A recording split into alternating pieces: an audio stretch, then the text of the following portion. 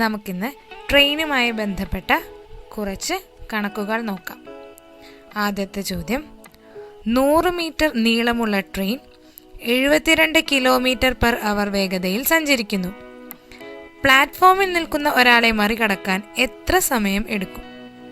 ഇവിടെ വേഗത 72 km/h ആണ്. ഈ അളവിനെ മീറ്റർ പെർ സെക്കൻഡിലേക്ക് മാറ്റുമ്പോൾ 5/18 കൊണ്ട് ഗുണിക്കണം. 72 × 5/18 20 മീറ്റർ/സെക്കൻഡ്. ട്രെയിനിന്റെ നീളം 100 മീറ്റർ. സമവാക്യം ഉപയോഗിച്ച് സമയം കാണുകയാണെങ്കിൽ സമയം സമം നീളം ബൈ വേഗത, അതായത് 100/20 5 സെക്കൻഡ് എന്ന് കിട്ടും. ഇനി എളുപ്പവഴിയിലൂടെ ഒന്ന് നോക്കാം. ട്രെയിനിന്റെ വേഗത 20 മീറ്റർ/സെക്കൻഡ് ആണ്. അതായത് ഒരു സെക്കൻഡിൽ 20 മീറ്റർ ആണ് ട്രെയിൻ സഞ്ചരിക്കുന്നത്. അങ്ങനെയെങ്കിൽ 10 സെക്കൻഡിൽ 200 മീറ്റർ.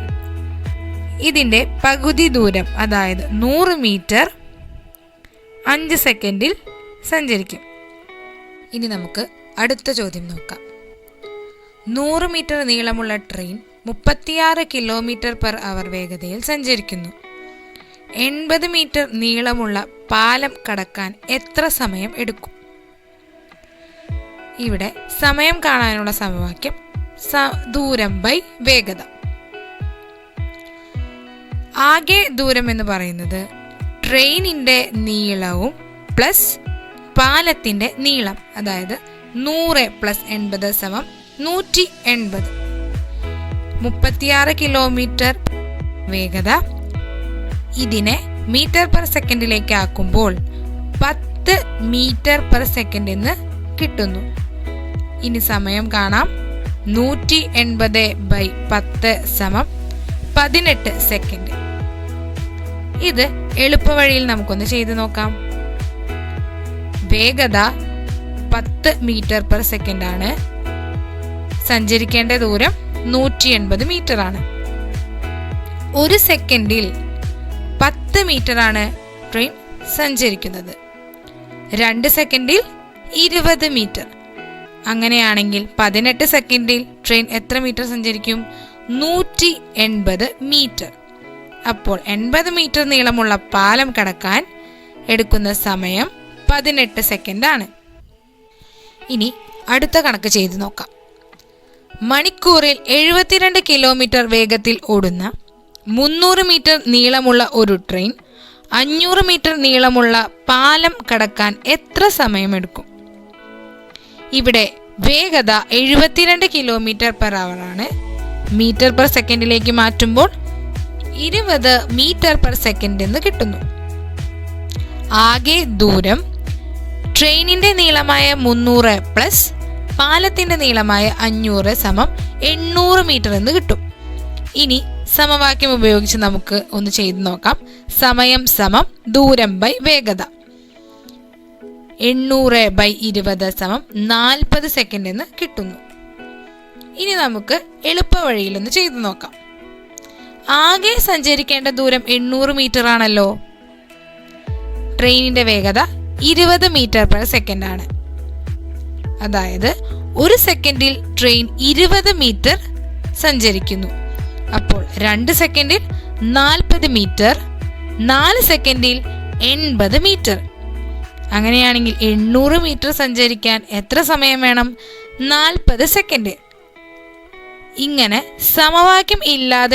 സമവാക്യത്തിന്റെ ആവശ്യമില്ലാതെ തന്നെ നമുക്ക് ഈ കണക്ക് ചെയ്യാൻ പറ്റും. അടുത്ത ചോദ്യം നോക്കാം. ഒരു ട്രെയിൻ 2000 മീറ്റർ നീളമുള്ള പാലം മറികടക്കാൻ 2.5 മിനിറ്റ് എടുക്കുന്നു. ഇതേ ട്രെയിൻ ഒരു ഇലക്ട്രിക് പോസ്റ്റ് മറികടക്കാൻ 1/2 മിനിറ്റ് എടുക്കുന്നു എങ്കിൽ ട്രെയിനിന്റെ നീളം എത്ര? അപ്പോൾ പാലം മറികടക്കാൻ ട്രെയിനിന് ആവശ്യമായ സമയം 2.5 മിനിറ്റ് ആണ്. ഇലക്ട്രിക് പോസ്റ്റ് മറികടക്കാൻ ആവശ്യമായ സമയം 1/2 മിനിറ്റ് ആണ്. എങ്കിൽ പാലം മാത്രം മറികടക്കാൻ ട്രെയിനിന് ആവശ്യമായ സമയം 2 മിനിറ്റ് ആണ്. പാലത്തിന്റെ നീളം 2000 മീറ്റർ ആണല്ലോ. എങ്കിൽ 2000 മീറ്റർ സഞ്ചരിക്കാൻ ട്രെയിനിന് ആവശ്യമായ സമയം 2 മിനിറ്റാണ്. അതിൻ്റെ പകുതി 1000 മീറ്റർ സഞ്ചരിക്കാനോ 1 മിനിറ്റ്. എങ്കിൽ 500 മീറ്റർ സഞ്ചരിക്കാൻ ആവശ്യമായ സമയം 1/2 മിനിറ്റാണ്. 1/2 മിനിറ്റിൽ 500 മീറ്റർ സഞ്ചരിക്കുന്നു എങ്കിൽ ട്രെയിനിൻ്റെ നീളം 500 മീറ്റർ ആണ്. ഇനി അടുത്ത ചോദ്യം നോക്കാം. ഒരു ട്രെയിൻ ഒരു ഇലക്ട്രിക് പോസ്റ്റിനെ 8 സെക്കൻഡിലും 264 മീറ്റർ നീളമുള്ള പാലം 20 സെക്കൻഡിലും കടന്നു പോകുന്നു. ട്രെയിനിന്റെ നീളം എത്ര? ട്രെയിനിന്റെ നീളത്തെ L എന്ന് എടുക്കാം, വേഗത S എന്നും എടുക്കാം. ഇലക്ട്രിക് പോസ്റ്റിനെ മറികടക്കാൻ ആവശ്യമായ സമയം 8 സെക്കൻഡ് ആണല്ലോ. അതായത് സമയം സമം ദൂരം ബൈ വേഗതയല്ലേ. 8 സമം L/S. L സമം 8 × S എന്ന് കിട്ടും. പാലം മറികടക്കാൻ ട്രെയിനിന് ആവശ്യമായ സമയം 20 സെക്കൻഡാണ്. ദൂരം എന്ന് പറയുന്നത് ട്രെയിനിന്റെ നീളമായ L പ്ലസ് പാലത്തിന്റെ നീളമായ 264. ഇനി നമുക്ക് സമയം കാണാനുള്ള സമവാക്യം നോക്കാം. ദൂരം ബൈ വേഗത L പ്ലസ് 264/S സമം 20 എന്ന് കിട്ടും. 20S സമം L പ്ലസ് 264. L സമം 8 × S ആണല്ലോ. 20S സമം 8S plus 264. 20S minus 8S സമം 264. 20 മൈനസ് 8 12. 12S സമം 264. S സമം 264/12,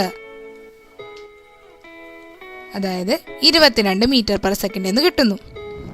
ഇതേ വേഗത നമുക്ക് എളുപ്പ വഴിയിലൂടെ കണ്ടെത്താം.